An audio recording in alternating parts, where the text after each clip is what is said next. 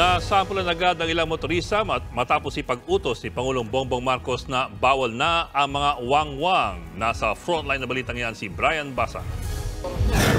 Kinumpiska ng mga tauhan ng PNP Highway Patrol Group ang mga blinker ng mga sinita nilang sasakyan sa EDSA.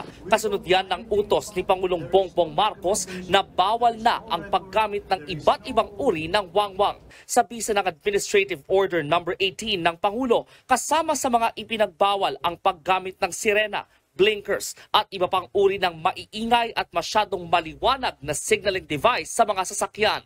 Nagagamit daw kasi ito ng ilang motorista para makapanlamang at makalusot sa traffic. Minsan pa, pinagmumulan niya ng abala o disgrasya sa kalsada.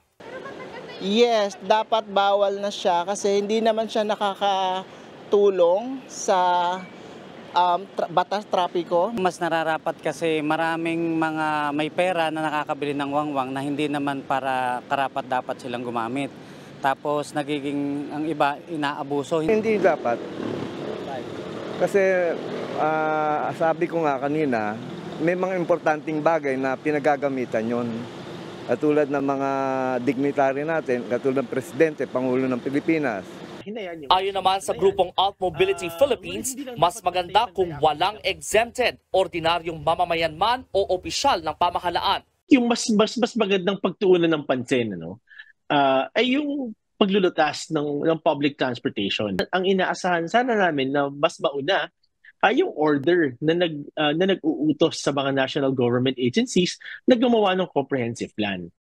Hindi na bago ang pagbabawal sa wangwang. Naging simbolo nga ito ng administrasyon ng yumaong si dating Pangulong Noynoy Aquino. Pag-upo pa lang niya sa pwesto noong 2010, agad niyang ipinagbawal ito dahil sinasalamin umano ng wangwang ang pagiging entitled ng ilang motorista. Nauna na rin sinabi ni Pangulong Marcos na dapat manguna ang mga opisyal ng gobyerno sa pagsunod sa batas trapiko.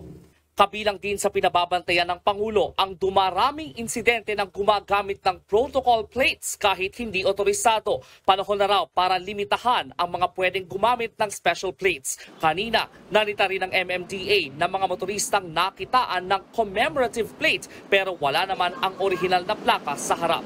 Nagbabalita mula sa Frontline, Brian Basa, News 5.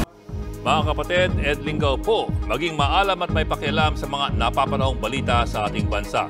Para sa mas malalimang pagtalakay at paghimay sa mga issue at headlines, tumutok lamang at pag-subscribe sa social media pages ng News 5.